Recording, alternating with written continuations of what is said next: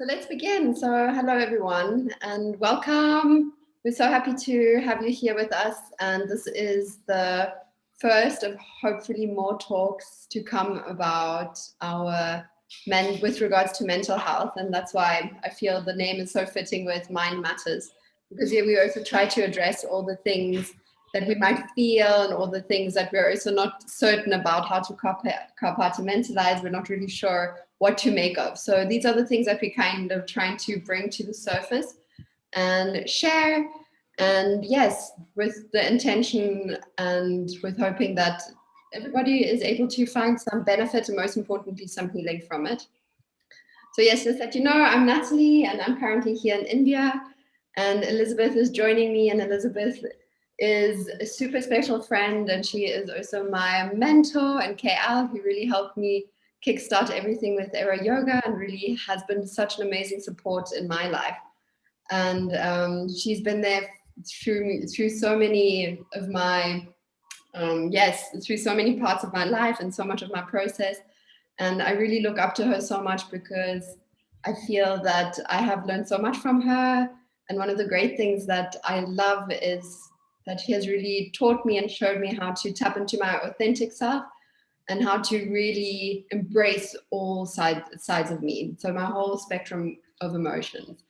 And I feel that this is really beautiful and such a great gift to receive, because once we also begin to honor ourselves and really understand ourselves, that is really when we can just follow our path and live a life that is actually in line with our true intentions and in line with what it is that we're feeling inside. And yes, I feel that Elizabeth also embodies that so beautifully in what she also does, and with her beautiful healing center.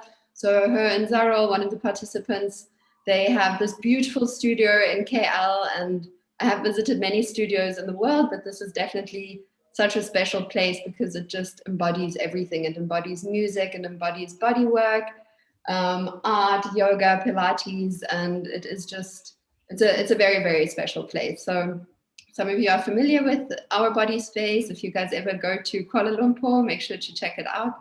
But yes, I'm really happy that we can kind of continue with these sharing, these healing, helpful vibes across the whole world, wherever we are. And hopefully this is something that we can continue to do, because we're all here to work through our process and yes, and learn, right? To learn, to grow, and to heal.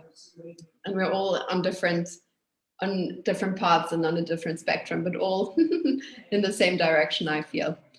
So before I hand everything over to Elizabeth, I thought it would be nice if we could just take a moment to close our eyes. Just taking a moment to just allow all of the emotions, perhaps allowing all of the thoughts and the anticipations to settle. And just take a moment to connect to your breath. So taking a nice deep inhale and allowing the rib cage and the chest to expand. And as we exhale, just allowing this breath to move out of the body through the nose, releasing any tension and tightness in the body. Good. Taking another deep breath in. Feeling this opening, feeling this expanse, really arriving in your body. And exhale. Feeling into the softness, feeling into the ease of your physical form. And keep observing your breath just for a few more moments.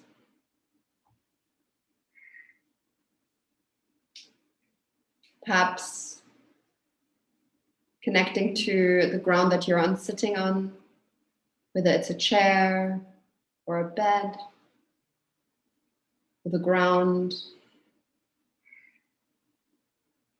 And just feel your body really arriving in your physical form. I am here. I am present. I am open, and I am receptive.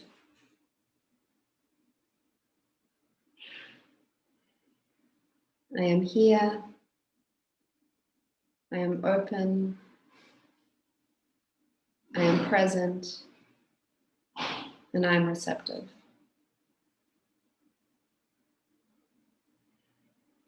Just allowing ourselves to ground and to arrive.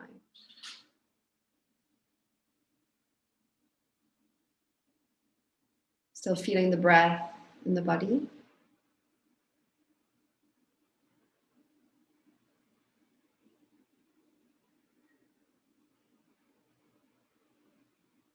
And I'll open our practice today with just a chant of Om.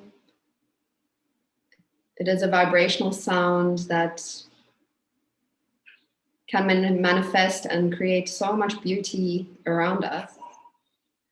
And simply just opening this channel of communication feels really good. So you're more than welcome to join me in this Om sound. Otherwise, just listen and let the vibrations move through Zoom to you. Taking a nice deep inhale. Exhale all the way out. Deep breath in.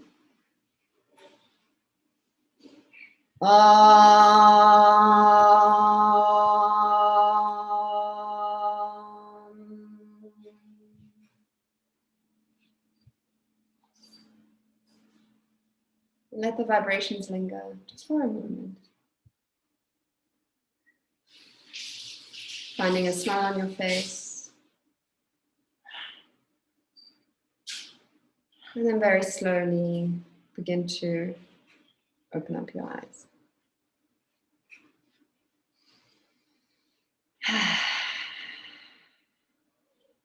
All right. Good. So let's do this. And once again, just to reiterate what Elizabeth was saying, this is an open space. This is a free space. So this is also a great opportunity for you to ask any questions, to share. And yes, be open, keep the mind open, keep the heart open. And I hope this resonates with you. On to you, Elizabeth. Okay, thanks, Natalie. Okay, so like I said, it is recording. So if you are uncomfortable, you can always turn off your video. Everybody is mute, so that's good. So any questions, Natalie is going to be watching over that. Or if you want to raise your hand and say something, actually say something, then we can unmute you, or you can unmute yourself, and we'll give you the space to share. Okay, so yeah. Yes. Did you want to say something? Oh, no, not you. Okay.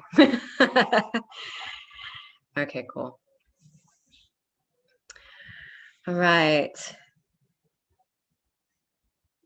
Well, I don't know how to, I'm trying to figure out how to full screen. Do I want to full screen myself? No, I don't really want to full screen. No, that's not how we do it either. No, that's not how we do it either.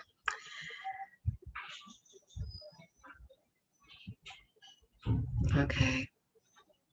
So like Natalie was saying, my name is Elizabeth, obviously you can see from the name, and I'm in Malaysia. And I've got Zarul here. He's the co-founder as well of Our Body Space. And I also have Lauren here, and she is pretty much managing the studio all by herself. And I've got Angie here, who's actually one of my teachers. So it's like I got people here. Abby, thank you so much for joining me as well. And then, of course, for all of you who are only watching this on YouTube, thank you for watching. And I do hope that whatever I do have to share today does at least make you think and make you wonder about mental health in the spiritual and wellness industry, and to share, because I am no longer on social media. So I'm going to hope that, if this does resonate with you in some way, that you do share the link, and I will send it to Natalie when I publish it, and she can send it to everyone who is not in my list. Okay, so I guess I'll start with my intro. I have everything. I had written something that is like 11 pages long. I obviously had a lot to say. And I thought this is going to be way too long. So I broke it all down and decided I'll just put it in like little check boxes. So the first one I have is intro. When I started, my journey, we're going to call it the spiritual and wellness journey, it wasn't spiritual and wellness. It was actually physical health, because I finished my degree in mass communication and journalism, but I had discovered that I had a connective tissue disorder. Oh, somebody is joining. Hold on, let me just admit that person. Okay. I had a connective tissue disorder called Ehlers-Danlos syndrome, which causes too much elasticity in the joints. And there are many, many severities, and it can get really bad, but mine was moderate. But what it had done was, just by jogging, I had impacted my knee so badly that it was swollen for 2 weeks. And that and me having asthma since I was 5 years old was me deciding that I wanted to figure out how to heal. And I think a lot of us healers, oh, 2 more people joining.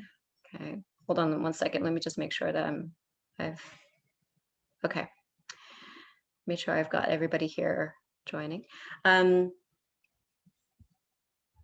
Because of my asthma and the connective tissue disorder, the orthopedic surgeon told me that my joints were so weak that I had bones of a 60-year-old, and I was 19 at the time.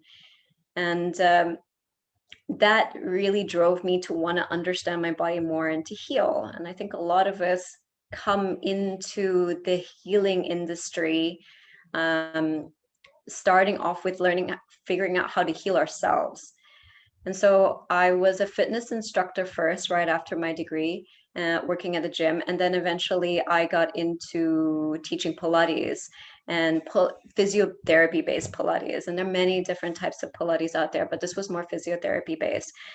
And then eventually I got into something called gyrotonic gyrokinesis and into yoga. It was very physical. And for a good 10 years, that's what I thought I needed to heal. I didn't know anything better. And I didn't think about mental or emotional health affecting my physical health until a lot later on, when I dislocated my shoulder from falling off a pole. And my physiotherapist told me that I'm not able to do anything physical for the next year, because he had pulled my spine because I was just that elastic. And I started to have almost like a scoliosis. It almost looked like that, when I was never born with anything wrong in my spine. So I was really devastated, and I had to relearn healing.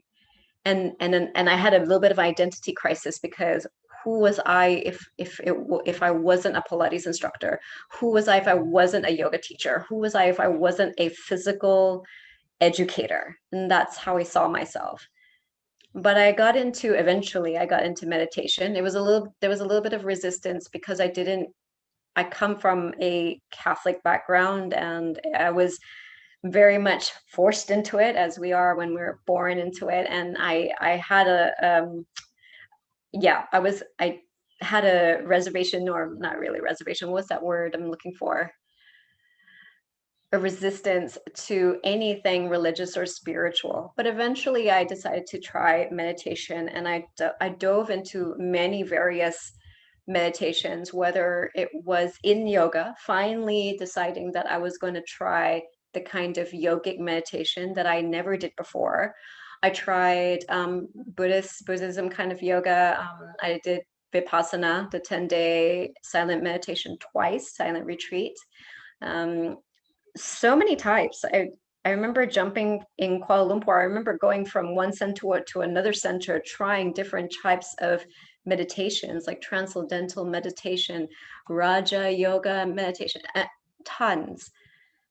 And I got into the spiritual. I really dove into spirituality. I started reading oracle cards, which I still do every once in a while. Pranic healing, Reiki, this was my spiritual path, and I learned it, and I would teach it to my classes. And eventually I decided I wanted to take a break, and I felt like I had done enough of the physical activity, like there was something missing. um, from what I learned in spirituality and meditation, I knew that I wasn't it wasn't gelling for a while. So eventually I got into body work, and I studied sports massage therapy for a year. And eventually I discovered myofascial release. I met my mentor in London in 2013, and I studied under him. I'm still working under him, and now I'm a trainer under his style called core fascial release. I'm the only trainer in Asia at the moment. We have a very small community of trainers around the world, very tiny. And tomorrow I'm actually flying over there to the States to be with him. So I'm kind of like all over the place. But the journey has been that.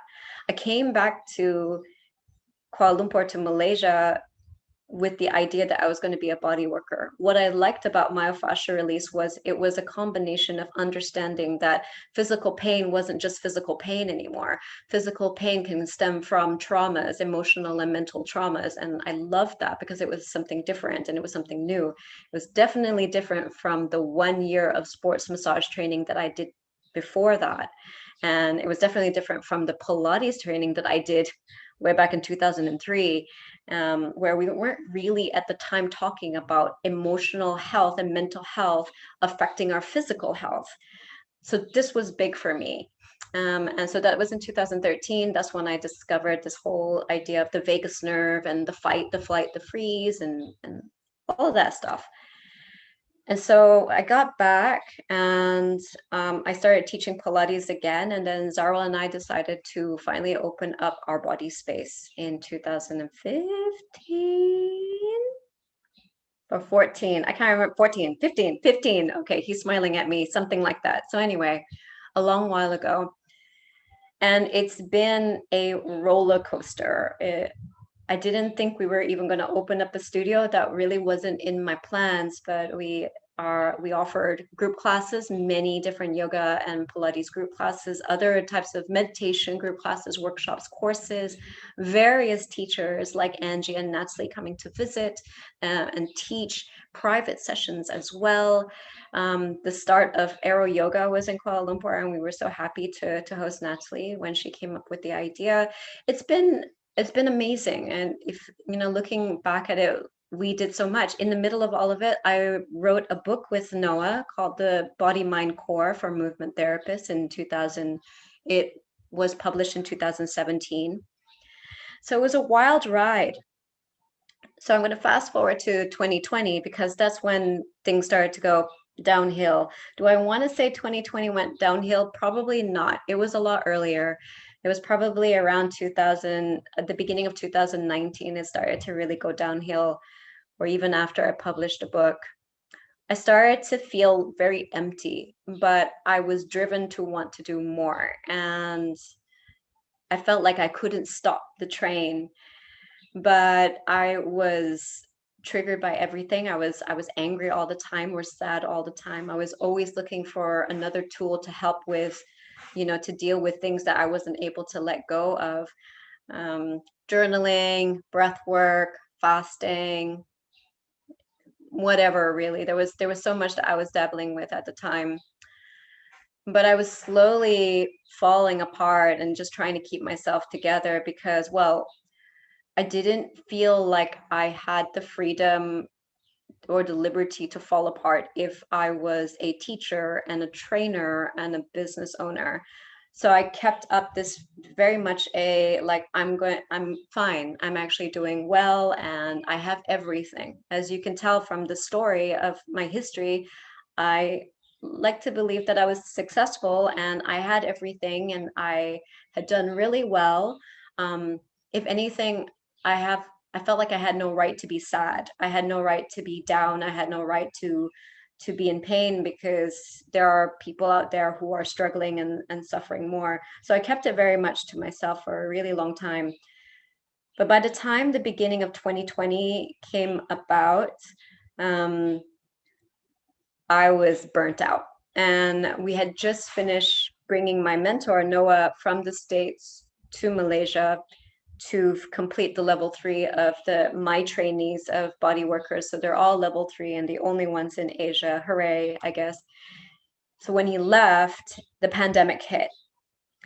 And I know that a lot of people were dealing with a lot of depression and anxiety when the pandemic hit. But I was, and I know Zarl was as well, we were quite relieved that we could close for a while because we had just been going nonstop from the very beginning. And so we were so happy and relieved to at least take a break. And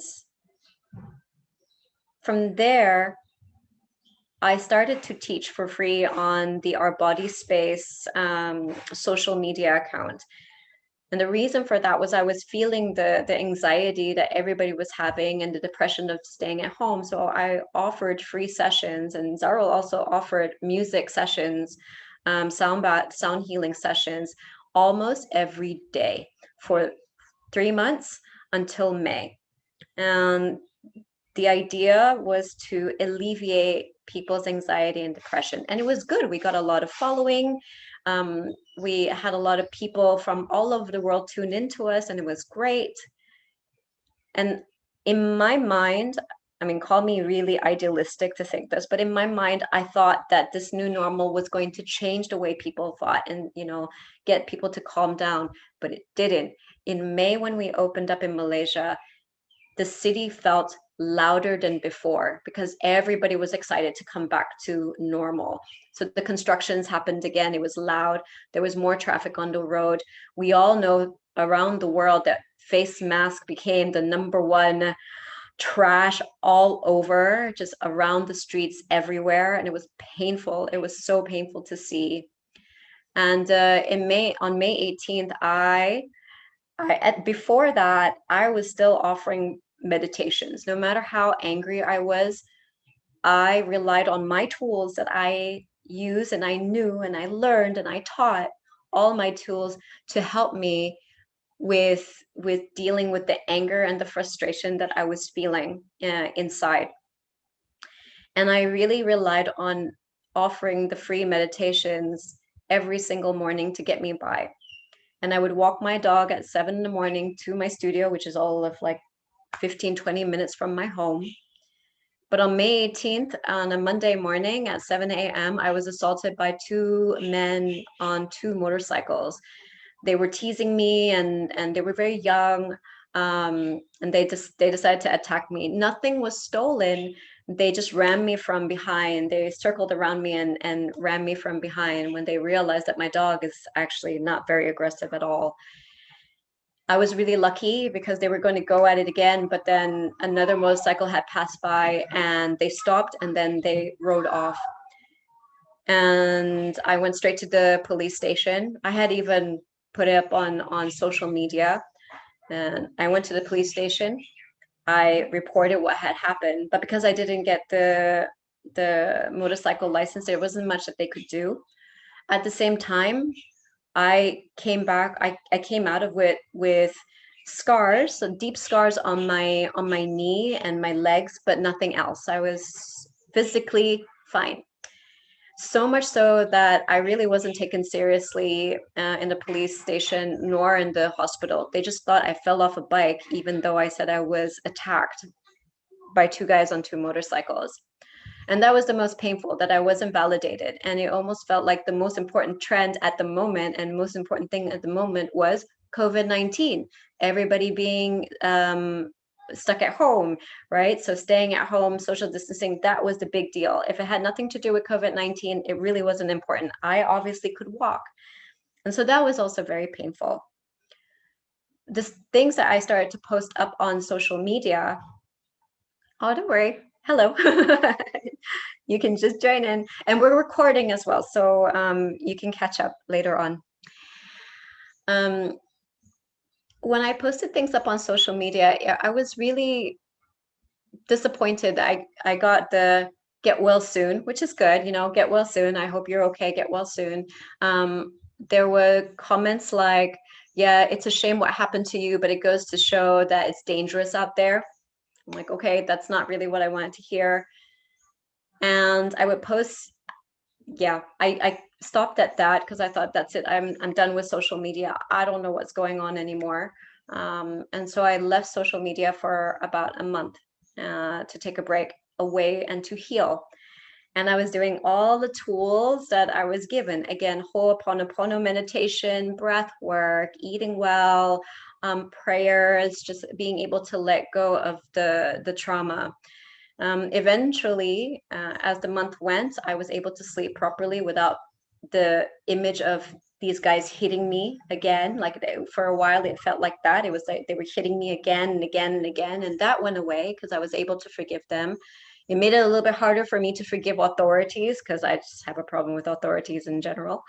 Um, but I felt a lot better. And after a month, I was able to go back home to my state. Eventually, when the borders opened, I could go back home. But I was riddled with eczema, and I've never had eczema ever. So I had eczema in my whole body, and I knew it was my body's way of healing. It was a healing crisis, and it needed to come out through my skin. So I thought all that was over, and I was back home. I was by the beach. I became the trash fairy, where I was picking up trash by the beach with a big group, and I thought everything was okay, but there was so much that I was hiding and so much that I wasn't putting out there, because every post that I put out there when it came to how I felt when I felt heavy or dark was very much met with, you're going to be fine. You have all the tools. Don't think about it. Keep yourself busy. We're all in the same boat. Or some people will be like, I don't know why you're posting up these kinds of posts. You know, you are a yogi, you are a yoga teacher. You should be thinking and posting up things that are more positive. So I ended up feeling like I was faking it in all my posts. And by the time it was probably around October of 2020, I really wanted to delete my accounts, all my accounts, because I felt like I was fake, because I felt like I was just faking this confidence and faking that I was doing fine when I really wasn't. By December, I decided to come back to Kuala Lumpur because my father had collapsed for no reason, and he was taken to the ICU, and he had to have a blood transfusion, and he was fine after a week. But I decided that, you know, all of us, we decided to come back to Kuala Lumpur to spend Christmas and New Year's with the family. Then the borders closed, and then I was stuck in KL, and I was still here. But over that time, then I really started to deteriorate. Well, that even though as much as I tried to keep myself busy with other new projects and other things, I felt like everything I was doing was just for show, and that I was just this empty vessel inside. And fast forward to March or April, I decided to finally delete my social media because I couldn't stand it anymore. I felt like I couldn't take any more of the positivity out there. The last thing that I wanted to ever see was a just breathe post. I didn't want to see that. I didn't want to see the, you know, hashtag girl boss. I didn't want to see the you've got this, you can do this, because at this point I really felt like I couldn't, and I was just very much lying to myself. But I didn't feel like I could tell anyone because I really didn't feel like anyone was ever going to believe me. So eventually I deleted my social media so I don't have to think about what's happening in the world, and I don't have to portray myself out in the world either. I deleted the Our Body Space social media as well as my own, both on Instagram and Facebook. And I honestly thought that that's all I needed to do. It wasn't. It just kept on getting worse. I started to really feel like this, I really didn't see the point in doing anything anymore. That I could have my normal routine that I usually have, waking up in the morning and doing my yoga practice or whatever practice that I decided to do, meditations and prayers. I follow everything to the T, and I've always followed everything to the T. Journaling, having a gratitude list, you name it, I've done it, but none of it was working. And by May, I think it was by May, I was not in a good place. We know, so Zara and Natalie and I, we know of, this is an acquaintance of mine. I've only met him a couple of times, but we know of a yogi who had committed suicide around the May, June, if I'm not mistaken. It was May. And my only thought was, yeah, I can see why he would do it. That was the only, and it's not about him. It was just more like if I were to put myself in his shoes, I can totally see why he would do it, because I don't even understand why I'm alive anymore. And I felt like all I wanted to do was sleep, and I just didn't want to wake up. That's my daily. That's how it started. It started to deteriorate from there, from really the assault slowly into this, I just don't want to be present anymore. And it was getting really bad. And I knew it was getting bad. It wasn't just thoughts, and I couldn't take it away when even just to go to the supermarket, which is just across the road, I just cry. I just cry at every moment. And I didn't have anybody to I really feel like I could talk to. The only two types of therapies and healing that I've never tried is talk therapy and psychiatry, like psychiatric help. And by that time, I was like, I better do something, because this is really starting to feel like it's going to get worse. And there's nothing that I could do at this point in time to psych myself up anymore. That I'm going to be fine, and this is just a phase. I did do blood tests and hormone tests because I honestly thought that, I'm turning 40. Maybe this is some sort of sign of perimenopause. I went to see the gynecologist. I did a full screening of everything, and it's not hormonal. And I was really disappointed that it wasn't hormonal, because at least I could say that this is a hormonal thing. But my blood test came back perfect. The doctor said I was perfect. And I'm thinking, if I am really that perfect, why am I feeling like this? Why am I thinking like this? With everything that I have done, why do I feel like there's no point in doing anything, and there's no point in living? And I understand that with where we are right now in the world, the pandemic, we are all feeling the same. And we are all feeling this anxiety or depression, this uncertainty of we don't know what's going to happen. And what is the point? Because we're always closed. For us in Malaysia, as a yoga studio, we're always closed. So it doesn't feel like there's much of a purpose anymore in anything. So eventually I decided, to lock myself up. I mean, like, just to not go out. It was my own isolation, my own quarantine. But I was calling up different counselors and psychologists and psychiatrists to get an evaluation, and visiting. And I finally decided, for the first time ever, and we'll talk about this later, to try medication, because I've never done it before. And try talk therapy, because I've never done that before. Because, as you now know my history, I always felt like I had the healing tools. And I am coming from Asia. And for those of you who are in India, you're also in Asia. We as Asians feel like we don't need the medication. We can just do it ourselves. Ayurvedic or Chinese traditional medicine, something natural. And with all all our practices, we don't need Western medication. Well, I had to really change my mind about that, because it was coming to a point where this is not getting any better. Talk therapy, I never thought about doing it, because I definitely have some trust issues where it's hard. It's hard to be part of the spiritual or wellness industry and say that you have a problem, when people think, well, just do A, B, C, D, E, F, G, meditate, journal, prayer, and so on and so forth, affirmation, ho'oponopono, drink lots of water, charcoal, whatever, right? Green juice, do your yoga every day, wake up at 5 o'clock, whatever, sleep well, get your vitamin D, magnesium. The list goes on. But when it comes to the point where you're like, well, where do I go now if nothing works? That it just makes me feel like a failure to be a yogi, or just a teacher in general, a body movement teacher in general, and then to own a yoga studio or a wellness studio and not have my shit together sucks. it's so hard. And for me to try to reach out, and I'm not really getting anyone telling me like, you need help. They're just like, you got this, you can do it. I know you, we know you can do it. You've got so much confidence. Just like listening to how Natalie was introducing me. It's so interesting because I never saw that in myself. It's so crazy because I don't really feel exactly very centered with everything that was going. But I had been so good at masking.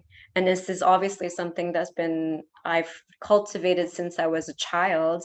But the masking to say that I'm fine.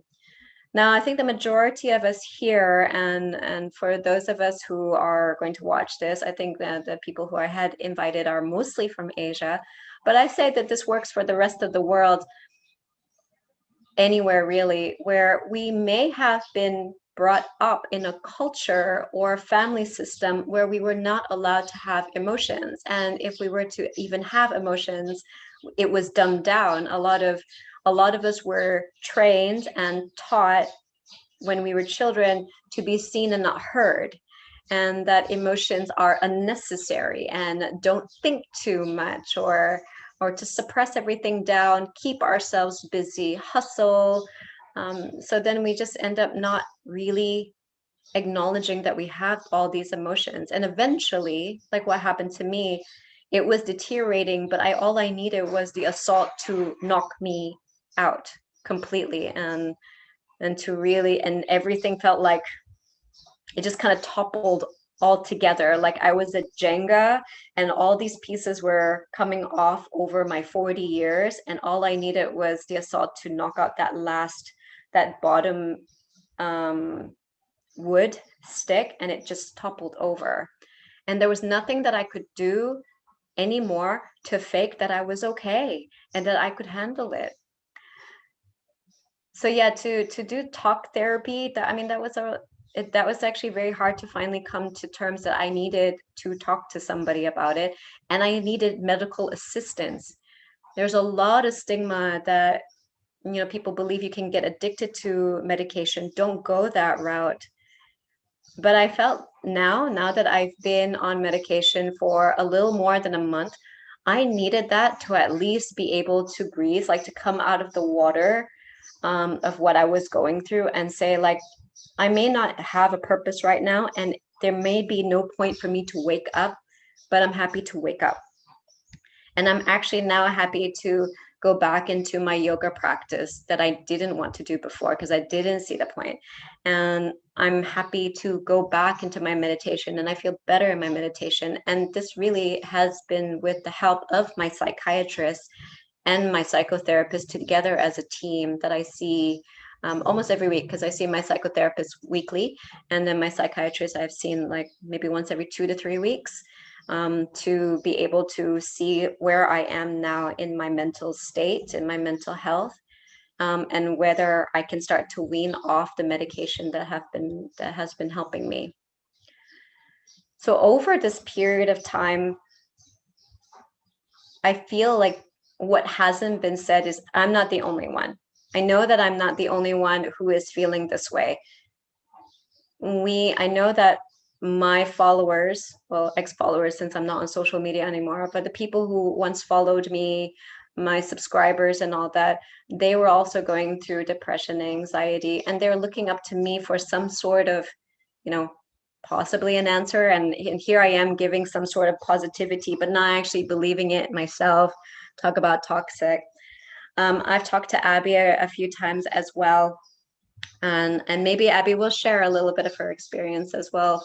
And we talked about it, how sometimes it's even more, it feels worse when, and I know this feeling for a fact, because this is how I was feeling, to see how other yogis and Insta yogis and yoga teachers online seemed like they had the picture perfect post and everything was going okay. And all you need to do is breathe. And it really hurt me inside, because it's like, but I'm doing that and I'm not getting any better.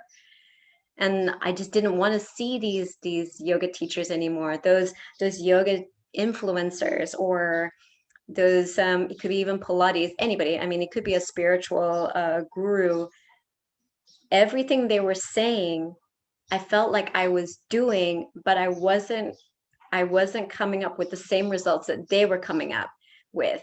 When a teacher's like, just do your meditation every day, do your Ho'oponopono every day, do your breath work every day. And I was like, I'm doing it, but I am feeling like shit. So I must be doing something wrong. I must be failing. And I know that I'm not the only one who feels this way. I can't imagine that I'm the only one who feels this way. I'm sure there's a lot of people who feel this way. And I feel like this is where I started this conversation with Natalie, where I wanted to have this talk openly. First off, coming out, I guess, in a way about my own mental health and how I was dealing with my depression and what I was finding as the right tools, but also to share with those of us who are teachers or who are going to be teachers in the spiritual and wellness industry, whether it is as a body movement therapist or a body worker like myself, a therapist, a healer, even religious teachers, gurus, because my psychiatrist was saying that he even has imams as well. And for those of us who are non-Muslim, imams is the spiritual, the religious leader, I guess, the religious priest in Islam. He even has imams coming to see him with their mental health, depression or anxiety. But when they approach people with it, they say, others will say, just pray 5 times a day and it'll go away. And that's happened to me so many times as well. I'm Catholic. I come from a Christian background. I've had people say, just pray and God will save you. And it's like, and I feel like it was such a block. And I feel like what we're doing is, as teachers and healers and therapists, is we're doing such a disservice to ourselves and to our followers and our clients and our patients by not telling people what is actually truly going on inside, and that not everything that we teach is going to be the solution. It becomes a problem when we think that, say, for example, yoga is the solution, or breath work is the solution, or praying to God is the solution. It isn't. From what I'm gathering from talking to my psychotherapist and my psychiatrist, all of it must come together as one. It's not just one way. My psychiatrist told me basically it's including everything in the toolbox, including the kitchen sink. Take it all in, that there is no just one way as the right way. It doesn't mean that what I was doing was wrong. It just means I needed to add on. I still need the yoga in the morning. I still need the meditation. I still need to be vegan. I mean, like that's I still need to eat healthy. And I still need to meditate and journal, but I'm not going to knock off the importance of maybe needing talk therapy, maybe needing medication if need be. Now, with Natalie and I have been talking about this, and hopefully she'll find others who are like me, who are going through the same journey, who will have their own story and their own ways of taking care of their bodies and taking care of their mind and their hearts, and how they're sharing it, because I feel like that's the most important. This is just one way. I took this route because I've done all the other routes, and I know that every single person here on this chat, and for whoever watches this, is going to have their own journey. I feel like what's most important is that we as leaders and teachers, we need to be able to share what we're going through, and be able to be vulnerable and share that sometimes we need the extra help from other things that we may not have believed in before. Say, for example, if the imam, maybe praying 5 times a day is not going to do, maybe they need something more. It could be something like Chinese traditional medicine or Ayurvedic medicine. Maybe that's not enough. Maybe there needs to be more, and be able to admit that. What we don't do is admit that we're doing something more.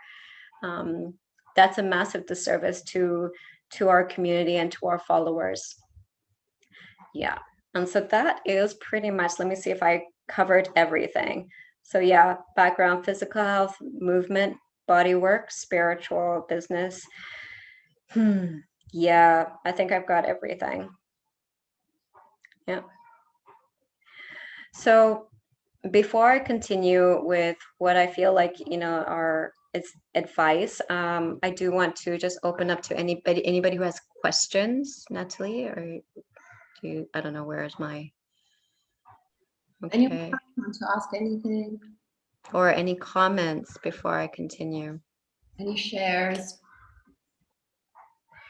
If anybody can relate to this, that would be great, because I would love to. This is a new topic, and I'm very excited to that this is the platform that will begin opening up and talking about mental health in our industry. Uh, so I actually, there was, when you were talking about, so this is Nidhi here, by the way. When you were talking about how people didn't want you to talk about your mental health, or they wanted you to post more positive content, it resonated with me, because I feel like a lot of my friends and a lot of the people around me as well, they'll talk at length about mental health, but they get uncomfortable the moment you start showing symptoms of it. Especially symptoms they can't sympathize with. They are okay with having, long conversations about positivity and about mental health, but when it comes down to you actually displaying those symptoms, and you actually having a breakdown, or and whatever form that takes, when it comes down to you actually showing this, I don't know a more appropriate word, but like, I guess, this ugly side according to them, when you show that side, they suddenly you're not good company anymore. So I actually completely get that, and I'm so sorry you were subjected to that on such a massive scale. I completely understand wanting to disconnect from social media. I myself have been off of social media for the last 3 months for very different reasons. For it, like, just for the fact that in India there's been so much conversation about everything that's been going on with respect to the pandemic, that it's been, my own life feels so overwhelming to me that I don't want to be privy to what's happening in the world. I want to live in ignorance for a while. I don't know. That sounds a little selfish, perhaps, but I want to do that. I actually had one question for you. So you mentioned that you started taking medication, right? I wanted to know, like, what, like, did you the doctor who prescribed it to you, were they actually clear about, what is the nature of the medication, and what are the symptoms, and what are the effects? Because I feel like in India, a lot of, like, I think the reason why there's a reservation with respect to medication is because it's given out quite liberally, and there's not a lot of clarity on what you should expect from that medication. It's just you're expected to trust the doctor. So, I wanted to just know, how was your experience with medication? Did you have any like side effects or anything along those lines? Yeah, that is a really good question. So because I have heard of, like, there's so much stigma on with medication, right? Um, I decided to get as many opinions as possible. So the first psychiatrist that I met with actually is a trainee of mine. He did the body work with me, and he's a child psychiatrist. And I pretty much came to him, or he came to me, actually came to my office, and I was just burst out crying, like, I just don't know what's wrong with me. And so he prescribed me antidepressants. But he's known me for a while because he's trained with me. He's like, look, I know that, you're a yogi, you're a vegan as well, and I'm a very small person too. Like, I'm all of 5 feet, and 44 kilos. I'm tiny. So he's like, we're going to go for the lowest dose because we don't know how it's going to affect you. And it helps also because he's a child psychiatrist as well. He's like, well, try with small. It's called valdoxan. It was a 1 milligram, all of 1 milligram, and it is mixed with melatonin to help me sleep, because I was telling him that I was not sleeping. I don't know what sleep. It's hard for me to sleep already. I wasn't really born to sleep properly, but it was worse over the year of this whole year. And he's like, you got to get some sleep because this is really affecting you. And he said that it will help you sleep. You only take it at night, but it will take about 2 weeks to have effect. So keep it up. And what I did was, because I like to take things into my own hands, and I just wanted to see what it would feel like to just take half. So it was like a 0.5 milligram, like I broke it in half, and I would just take that for about 2 weeks. And what it did was it did help me sleep, but I realized that like my depression wasn't like alleviating, but it was good. It was all right to begin with. And then I started to do more studies, like, because I felt like there was something more like that was affecting me. It's not just because of the salt. It's not because of the reaction. Something else is affecting me. So I decided to go and see two other psychiatrists and get their opinion. And one thought I was a little bit manic, and um, he prescribed medication. But he didn't explain to me what it was for. And I ended up not buying it. I decided to just read up on it, because you can read the medication. But I felt like that wasn't a psychiatrist that I trusted, because he didn't ask me a lot of questions. Yeah.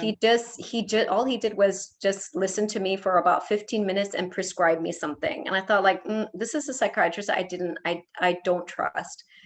So then I had to do some research to look for a good psychiatrist in Kuala Lumpur, and I found one. And this guy was different. He allowed me to sit in his office, and he listened to me for 2 hours, asked me a bunch of questions about my life, and I felt so much like he was acknowledging me.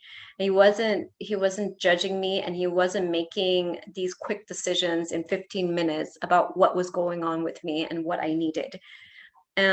So this psychiatrist that I'm seeing now, 2 hours I sat with him, asked me a lot of questions, and then he was also saying, like, listen, I'm going to give you this medication, and it was for antidepressants. Again, he had to explain to me why I need to take 1 milligram, not just 0.5. And I'm like, okay, fine. So I take it, and he explained to me why I have to take it. So that's good. And then he actually, all three of them suspected that I also had ADHD that was undiagnosed. So I eventually took the ADHD medication only 3 weeks later. He said, you've got 3 weeks. I'm only giving you antidepressants. In that 3 weeks, you get an MC. And I'm like, well, I own my own business, guys. Fine. Don't go to work. Don't go to work and don't do anything for 3 weeks, and see if you can find a psychotherapist that will work for you. That is your job.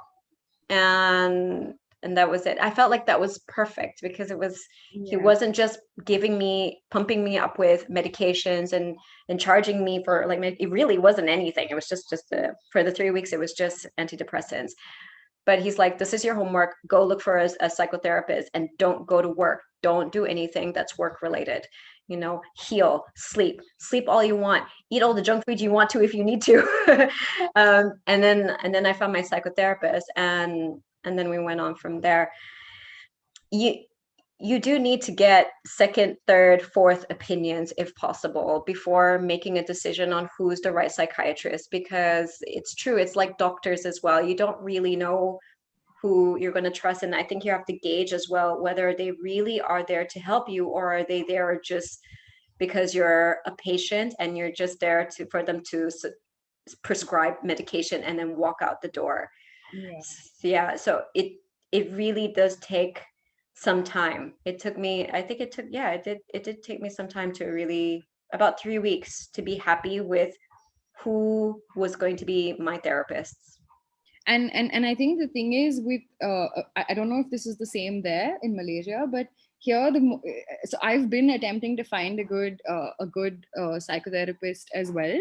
And every time someone suggests someone who is actually good, the problem is they become inaccessible in terms of pricing, because they're so expensive. Their sessions are so expensive. So it's this constant like battle between deciding, okay, should I skimp on just spending that much money and go for someone who's new, or actually go for someone who's been vetted, but spend a ridiculous amount of money. Because I just now when you mentioned that you have had undiagnosed ADHD, so when I had conversations with a psychotherapist when I was younger, so I had depression as a teenager, and when I had conversations with the psychotherapist, then they did mention that I displayed symptoms of ADHD and that I was on the spectrum. And when I started reading up more about it, I started noticing that I had certain tendencies of this problem called executive dysfunction, where I basically find it so difficult to like go take a shower or brush my teeth or do these basic chores that are so easy for everybody else. And I've been trying so hard to find a therapist who can help diagnose this and help me with this to sort of regulate it, because I can really see it having a solid impact on my work life. But it's just been so inaccessible. I feel like I feel like but like you said, I think listening to you say that it was worth it. I mean, going to someone who was good, I feel like it's sort of like if I had an actual physical disease, I would have put in the money. So I feel like I should I should go ahead and do the same. It's like a small short term loss for long term gain. Yeah. Yeah, I believe that too. I totally agree with that if it was for my physical health, say for example, like back in the day when I just started doing training on Pilates, I paid a lot of money for private sessions, and I was 23 years old. I didn't have money for private sessions with a Pilates instructor, but I did. But it made so much of a difference at the time. But I also do agree that seeing a therapist is not cheap. If you can go local, that's great. I did in the beginning decide to look for a therapist overseas. There is a platform called BetterHelp.com. They're mostly based in America, but it's a platform where you can fill in the form and what you need and what you're suffering from, what you're struggling with, and they can pair you up with a therapist. And it is worldwide. It's just that it's in dollars and it can be a little bit expensive. I did that for a while, and then I felt like I needed somebody local. I did need somebody local. And I was lucky. Yeah, it does cost money though. I have to say it does cost money, and I think that's the reason why the other tools do need to come in, like the meditation, because meditation is free and praying is free and journaling is free and gratitude journal is free. But all these things are free, like this, it's all this, but that like you need the extra help. Yeah, I was really lucky. I mean, like I have like my savings. I haven't been working at all this year, but I had my savings, and I used the savings to fund me until I felt like I was ready to go back to work. I mean, if anything, it's become the fuel to go back to work so I can continue with the therapy, because I'm learning so much about myself as well. Yeah, but I can see it's tough. If you have a platform in India, maybe or a community or an association where there's more affordable mental help. If you can look for that, that would be really amazing to share also with your friends and your community. We don't have that in Malaysia. No, we don't. I'm going to say we don't, because there are centers that house like therapists, but they're so expensive. And for me, it was actually easier to look for a solo person, a private person, as opposed to going to a center full of therapists. Yeah. But I definitely, sorry, I think there was some internet issue. Sorry. So I was saying I definitely about meditation, because from my personal experience. I have PCOD. So when I went to a therapist pretty recently, and I told her, I spoke to her about my mental health, and then she asked me about my physical health. And she asked me, okay, what about your physical health? Have you had any issues? Have you had any problems? And when I mentioned PCOD and when I mentioned the regularity of my period, And she said, okay, wait, that's where it lies. That's where the problem lies. The fact that you have, severe hormonal fluctuations because of the fact that you have PCOD. And that's what is affecting with your mental health. And, that is one of the many things that is affecting with your mental health. And so there definitely is a correlation between the physical and the mental. I think people act like those two are very independent of each other, but they're not. So I definitely resonate with that. Thank you so much. You're so welcome. You're so welcome. Yeah, that's good. I just discovered also, because I've had asthma since I was 5 years old. I actually this. My inhaler is just right here. This is the reason why I decided to actually try psychiatric medication, because it's I have worked so hard 35 years to get off my inhaler, and it's gone through many morphs, and I'm hardly using it now, but if I need a little bit of assistance in case of emergency, I have medication. So why is it so hard to say yes to psychiatric meds? Now, I was about to say, with the ADHD medication, I managed to do a whole HIIT class, 1 hour, which is on YouTube, without having to use my inhaler. This has never happened before. I always needed my inhaler because I have exercise induced asthma. My lungs will freeze.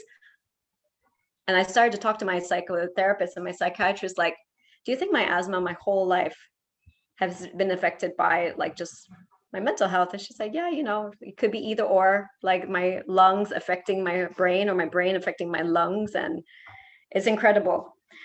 Yes. Oh, so much to say. So much to say. Okay. Anybody else wants to share? That was really good. Thank you, Nidhi. Yes, I think Anushka has a question. Yeah, hi. Thanks, Natalie. I just had a question, because everything that you were talking about definitely resonates with the most recent things that I've been going through, which includes a little bit of asthma that I have. I'm not sure how much I have, but I do use inhalers as prescribed by doctors last year. So there were times, I'm sure Natalie remembers, when I would get ready for my class and want to do everything, like the workout, the breath work, and everything, but I was not able to do that because I think I was going through something, which I don't still remember. I can't make out.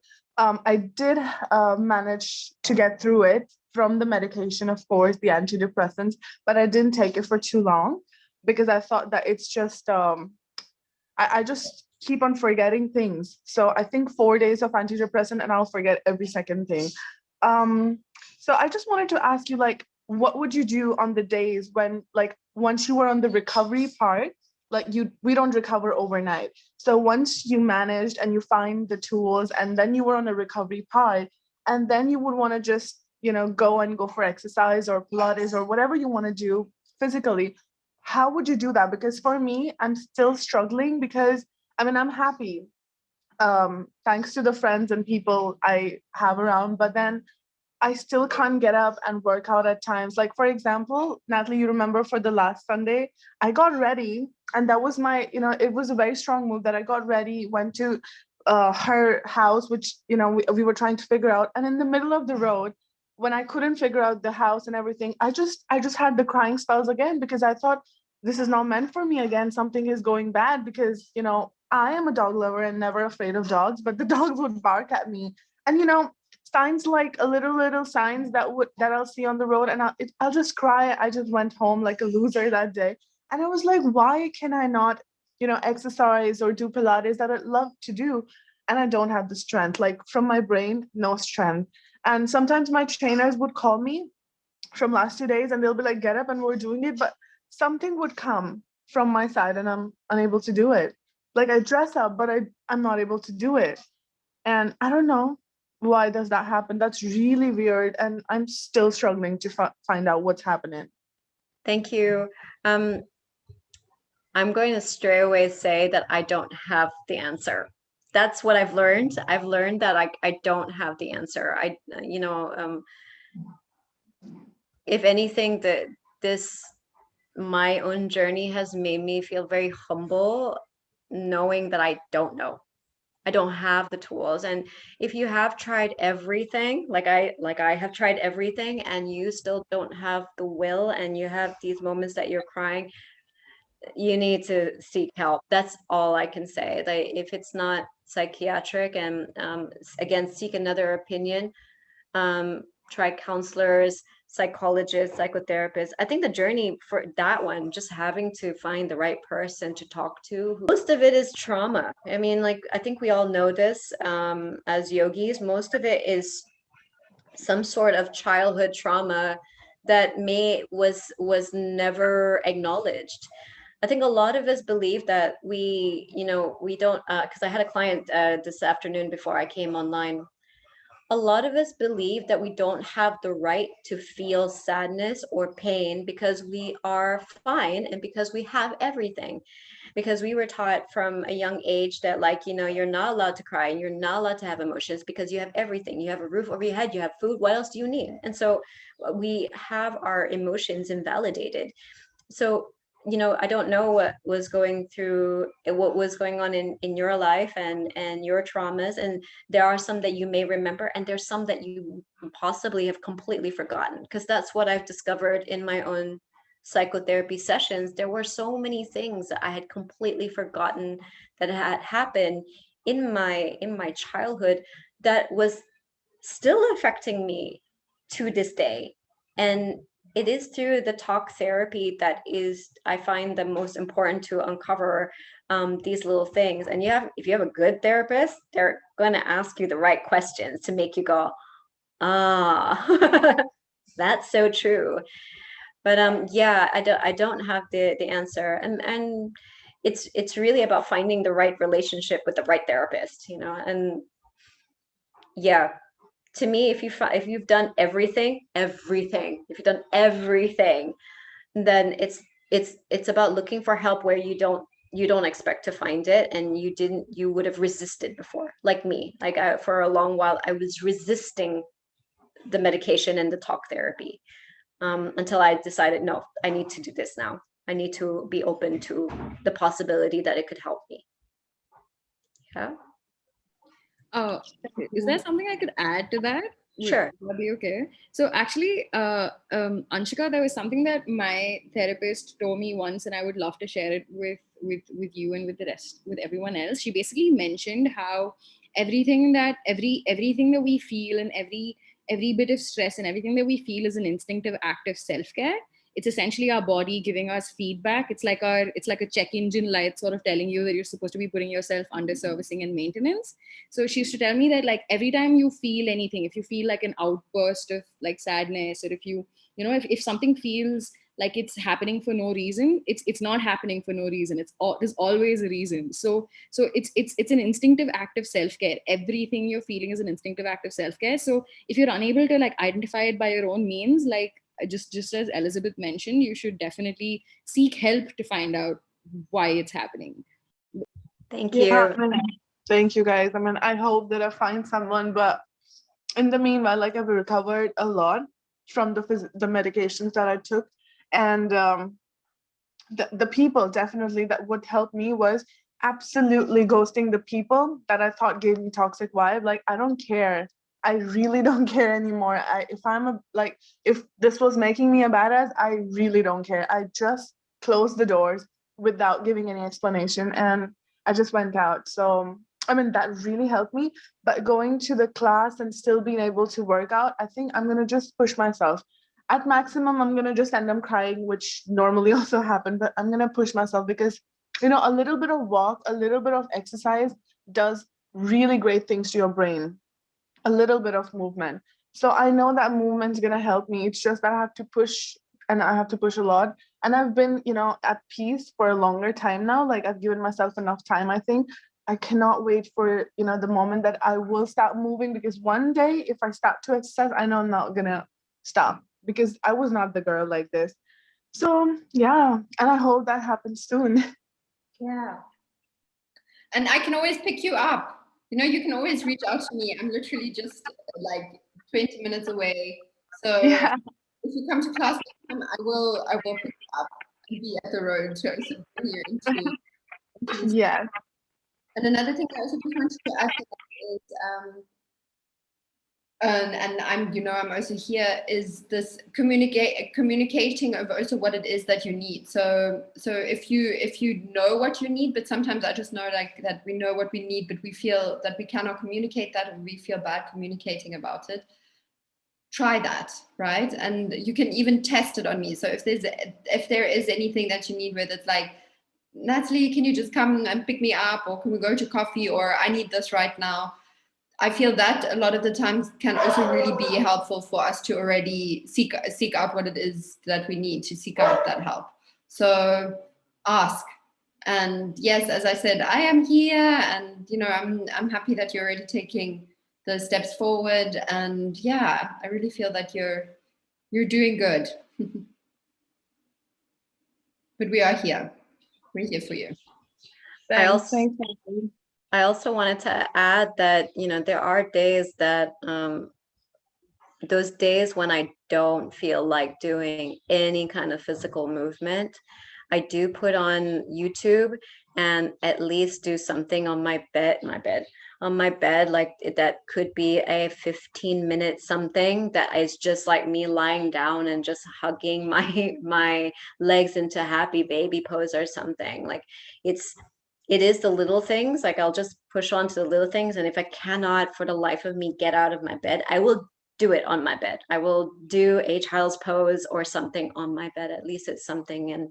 But I do tend to change it sometimes. I don't really do so much physical movement if my body really just feels like it needs to rest. This morning I was only doing, I went on YouTube and found a hypnosis YouTube video that I followed. So I think also it's important to also listen to what the body is, but that's also very hard, I find. But listening to what the body actually wants and needs at that time, I find that also kind of hard, because I think our body has been conditioned because of our life and our culture and our traditions, that we may not be able to listen to what our bodies and our souls really need. But yeah, 15 minutes of yoga on the bed does help. Even that little bit does help. Okay, anybody else? Yes, and I had something to share. And I said, do you have a time frame for the medication? Because almost all people who I know have been on them forever. Did they give you assurance that you'll be able to make it without them?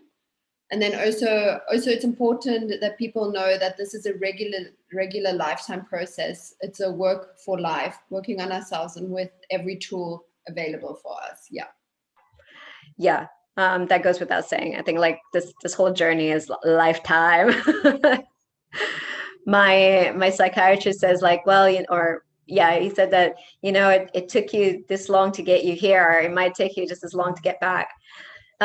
Again, my psychiatrist is amazing. He knows my background and like how I may be a little bit resistant to like, any kind of heavy medication. And I would prefer the holistic side. That would be more of ideally what I would prefer. So he said, okay, so now that you're feeling a little bit better, we're going to wean you off the antidepressants. He said, usually it's 3 months, but with everything that you're doing, because we also prescribe that you do have self-care and self-love and all these things that you're doing. So we're going to start to wean you off. And he's giving me a month, like just to go from like 1 milligram to like 0.5 milligram slowly, and then slowly off it. And then with the ADHD medication, I also said that I didn't want it to be like every day. So he said, well, test it and see when is it that you need it the most. Because I also definitely have an issue with organizing and like my whole life and keeping things together. Like I have that's definitely a problem. And the reason why I don't sleep is because of like all the thoughts in my head. But he said that's the reason why there's psychotherapy. You're working with a psychotherapist, and that's going to help with unpacking whether it was the complex trauma, the CPTSD, or the PTSD, and all that stuff. With the medication, use it only when you need it. on days that you know like you need to focus, and if you're feeling like you're all over the place. Now if there are days that you don't need it, and there are days that you know you're not going to be using your executive function, right? Say for example, I definitely don't need it when I'm doing yoga. I definitely don't need it when I'm doing body work, because that's more intuitive. Then I don't need to take it. And so that way I'm not always on it. I choose the days that I'm on it. I choose the days that I'm going to be working on it. And then he said, at the same time, be aware of when you do need it, and use that as more of an assistance and a support as opposed to a crutch. That you're also doing things to help yourself be more organized according to how your brain functions. So that's what he was telling me to do, to do a little bit more research into ADHD, and like, okay, these are the things that may trigger me and may affect me in my work environment and my sleep. Okay, so I'm fixing that, and while I fix that, I can slowly train myself in a way that becomes my norm and the medication doesn't. So then I can stop medication as well. I mean, maybe there's a plus point that I was diagnosed very late. I don't know.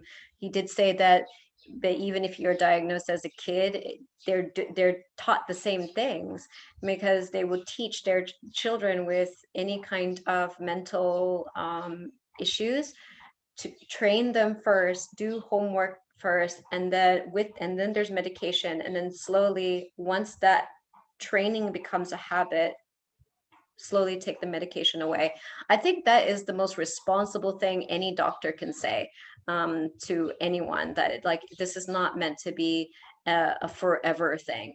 That we're able to take all the tools that we already have from our free tools, and make that into a routine that's strong enough and stable enough so that we don't need the medication.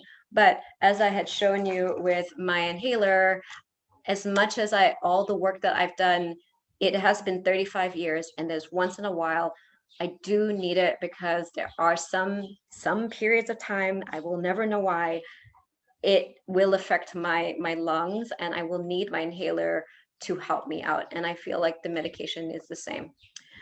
So yeah, now I want to also say this is like the best psychiatrist ever, and maybe also what I'm going through is very mild compared to other people and their mental illness. And so it really depends on the person and what they're doing for themselves as well. But I do agree with the first psychiatrist, the child psychiatrist, when he said it really is taking everything in the kitchen sink. It's not like any of the tools are wrong. It's about using all of it together, not just medication, because if you're just on medication, then you will be on it forever, right? So it's everything all at the same time. Okay, did that answer that? I don't know. Did that? Oh, thank you. You're welcome. That was so good, and I don't even know what time it is now. Okay. Oh, yeah, 4:30. That was good. Whew, that was late. Okay, so that was good, and that's a good start. And and I think like Natalie, we'll keep the ball rolling and see what comes out from there. I mean, I'm flying to the States in about 24 hours from now or so, and I am already thinking that even in the body work that I train with my mentor, I want to add in more mental health, but also to share with the other trainers that we should be sharing this kind of stuff and showing our more real and raw and vulnerable side to it. It doesn't mean that we have the answer, okay? So it's like everything that I have to say, that's just my experience. Natalie will have other people come in with their experience and how they're dealing with their mental health, and hopefully we'll continue on this talk with everyone from all over the world. Sure, and I feel that's also where knowledge also comes from. It's from listening from different people who have different experiences. Yeah. Because I also feel that all of us, we're individual. We have individual cases. We have individual histories. So I think, as you were also really clearly trying to state, is that there's not one clear method, that one clear cookie fitting method that will fit for everyone. So yes, it's of course amazing that we have all of these tools some tools involve medication, some don't. But I think it's really important for all of us to also be completely informed and also just know what forms of help is out there, so that we can also seek what is best for us. And just so that we can, as Elizabeth was saying, having these open and real discussions instead of just having the spiritual bypass of don't worry, you'll get over it, because sometimes it does take a little bit more than that. And in that way, we also then know what approach to take. Yeah. Oh my gosh. Thank you so much for joining me and Natalie this evening. It's 7 o'clock here in Malaysia. So that was a good 2 hours. Wow. Wow. We covered a lot. Thank you so much, Natalie, for inviting me to do this. Thank you so much. And thank you all for joining and listening. And for those of you who do listen to this later on in the future, sometime, thank you so much for watching and listening. And yeah, if you got my email address, send me any comments, questions, and I'm pretty sure I'll speak to Natalie as well in the future. Thank you. Thank you, Liz. We really appreciate it, and thank you everyone for joining. And reiterating the same thing, you guys can also reach out to me, leave any comments, and hopefully this is something that we can continue with in the future as well. Yeah. All right, everyone. Have a good week, everybody. Bye.